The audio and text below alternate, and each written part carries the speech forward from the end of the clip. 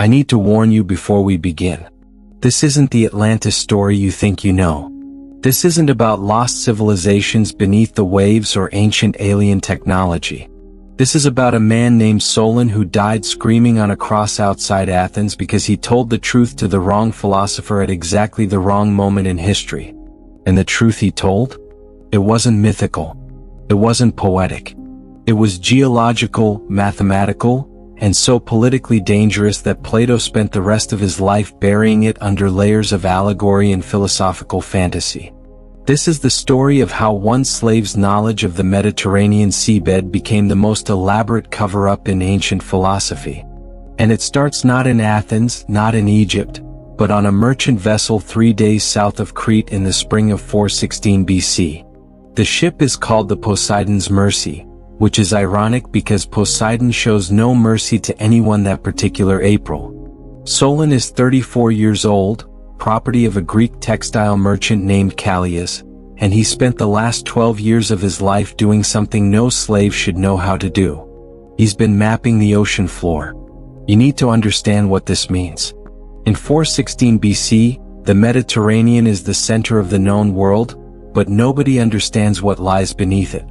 Ships navigate by coastline and stars. They have no concept of underwater geography, no understanding of tectonic plates, no framework for comprehending that the sea floor is not simply flat sand stretching into darkness. But Solon knows. Because Solon has spent over a decade diving for sponges, salvaging shipwrecks, and paying attention to things other men ignore.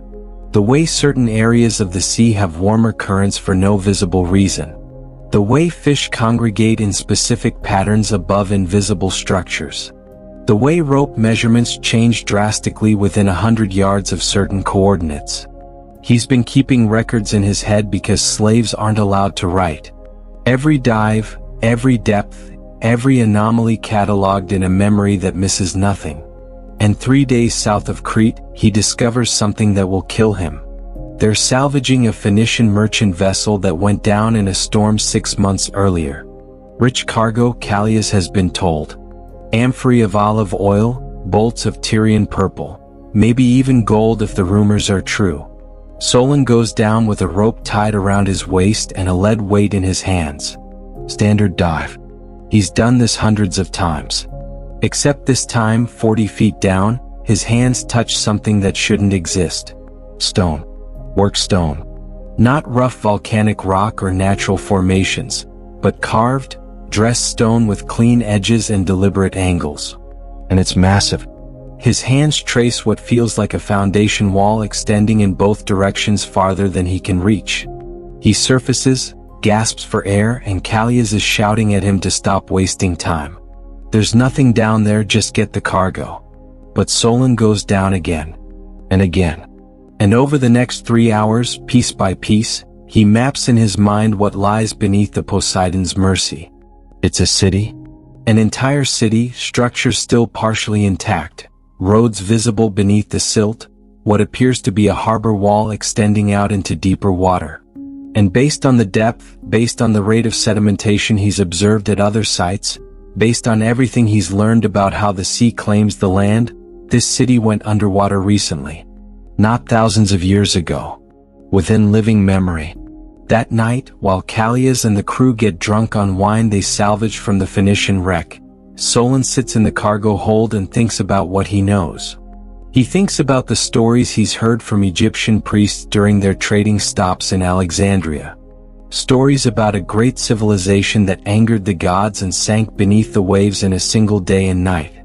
He thinks about the earthquake that struck Crete 17 years ago in 433 BC, the one that sent tidal waves across the entire eastern Mediterranean.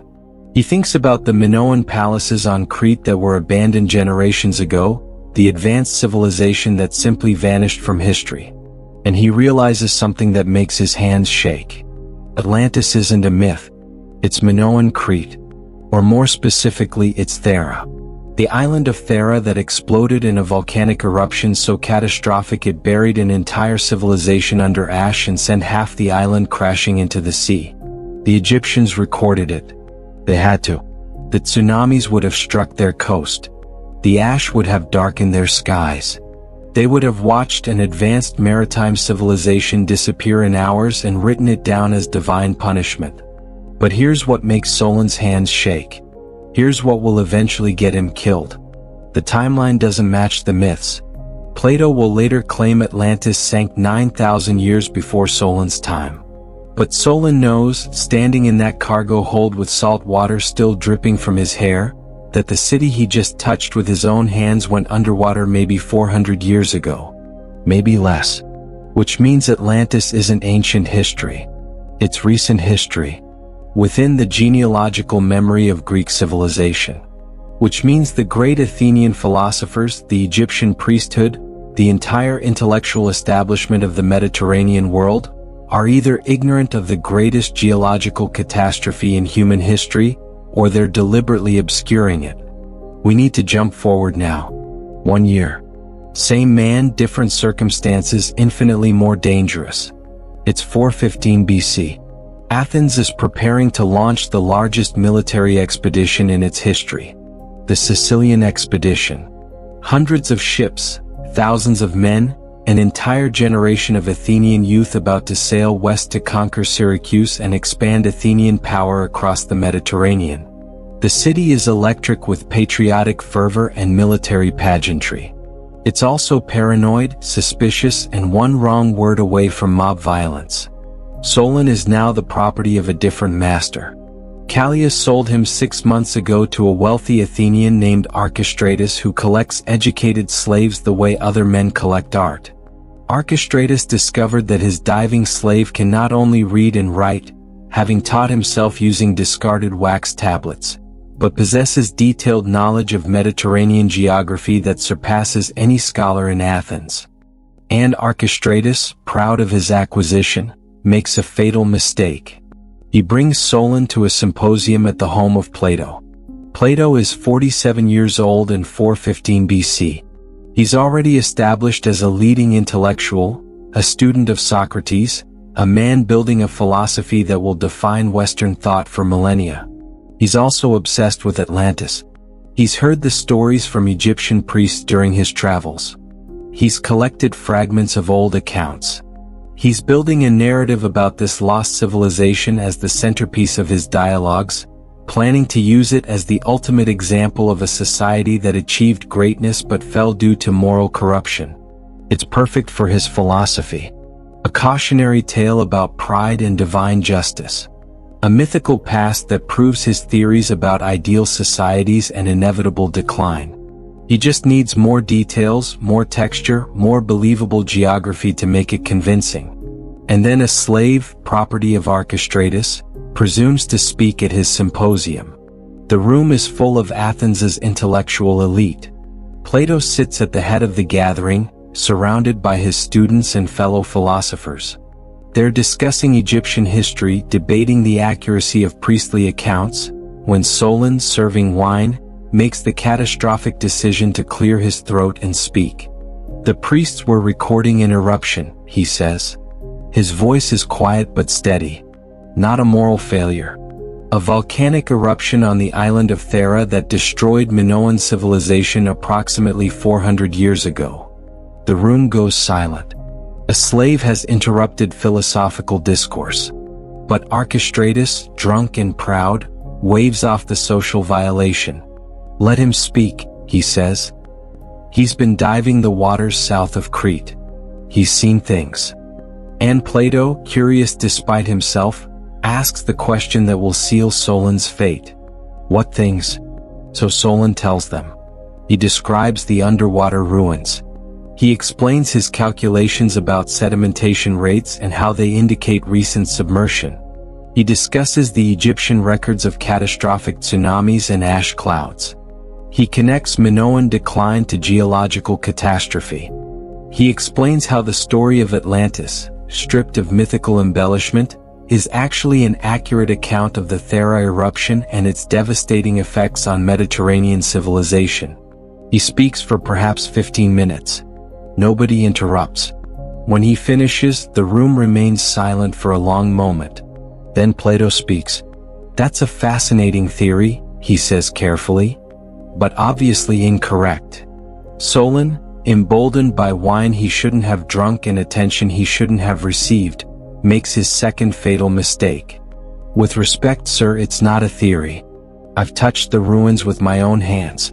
The mathematics of depth and sedimentation are verifiable. This isn't mythology. It's geology. You're saying the Egyptian priests were wrong about the timeline? Plato's voice has changed. Softer now. Dangerous.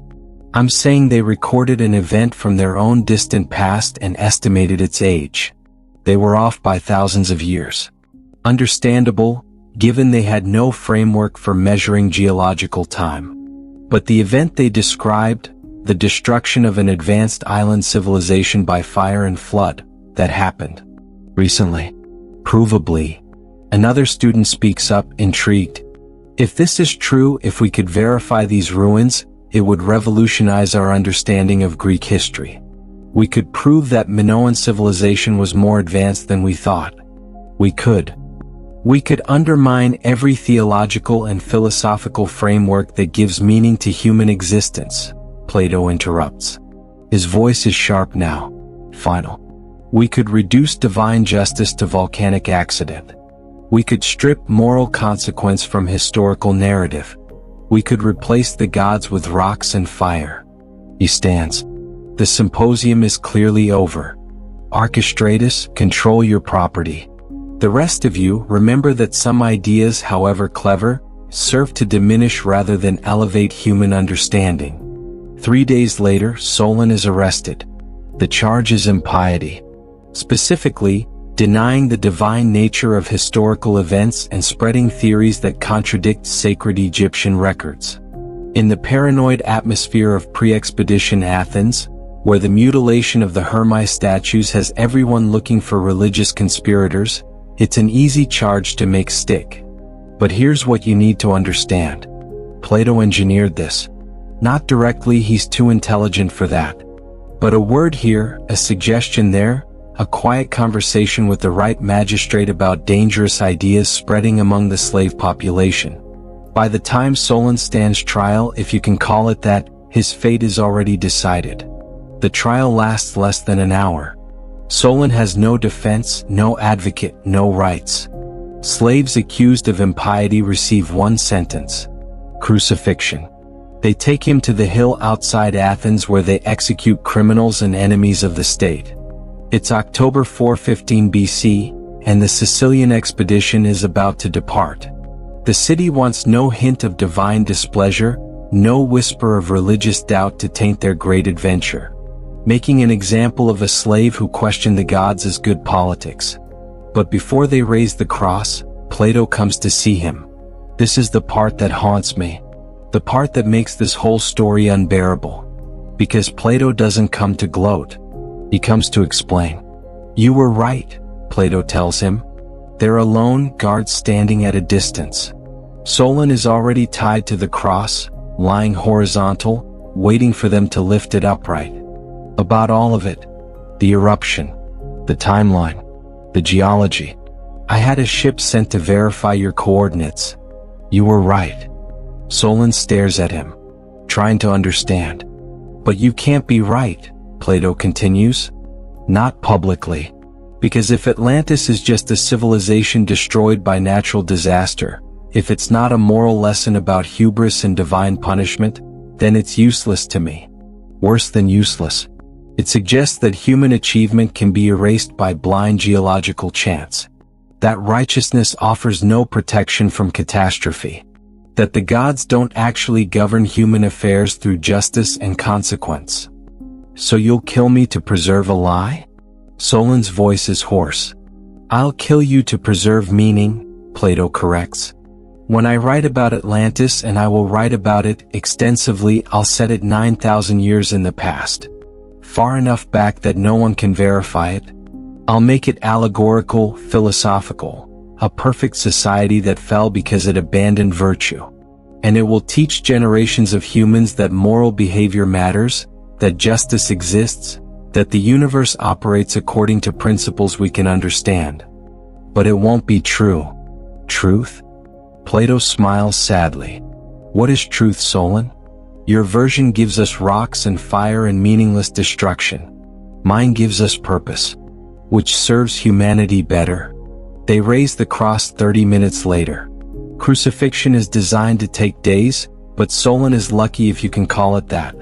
He dies in under 6 hours, probably from shock and exposure. It's October and the nights are getting cold. Plato writes the Timaeus and Critias dialogues 3 years later.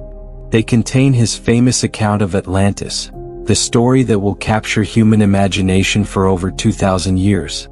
A great island civilization beyond the Pillars of Hercules, advanced beyond measure, which angered the gods through hubris and sank beneath the Atlantic Ocean in a single day and night 9,000 years before Plato's time. It's beautiful. It's profound. It's completely fabricated to hide what Solon discovered. The real Atlantis, the ruins Solon touched with his own hands south of Crete, remained underwater and forgotten. Thera, the island that exploded, became Santorini, a tourist destination with no memory of the civilization it destroyed. The Minoans, the advanced maritime culture that vanished in ash and tsunami, were lost to history until archaeologists in the 20th century started asking the same questions Solon asked and reaching the same conclusions. But by then Plato's version had become immortal. Atlantis, the myth, the allegory, the philosophical ideal, so much more powerful than Atlantis, the geological catastrophe. Did Plato do the right thing? That's not for me to judge. He made a choice between factual accuracy and meaningful narrative, between truth and purpose. He decided that humanity needed the story more than it needed the facts. And Solon? Solon died knowing something that makes my chest tight when I think about it. He died knowing that he was right, that his observations were correct, that his understanding of the Mediterranean seabed was centuries ahead of his time. But he also died knowing that his truth was too dangerous for the world he lived in. That sometimes being right isn't enough. That power doesn't just control territories and armies. It controls narratives. It controls what people are allowed to know. The cross they crucified him on rotted away 2,400 years ago. His name doesn't appear in any historical record except as a footnote in accounts of pre-expedition religious persecutions. Plato never mentioned him in his writings. Why would he? Slaves don't make it into philosophy. But somewhere south of Crete, 40 feet underwater, there are still ruins. Carved stone and foundation walls and the remains of a harbor that served a civilization we're only now beginning to understand.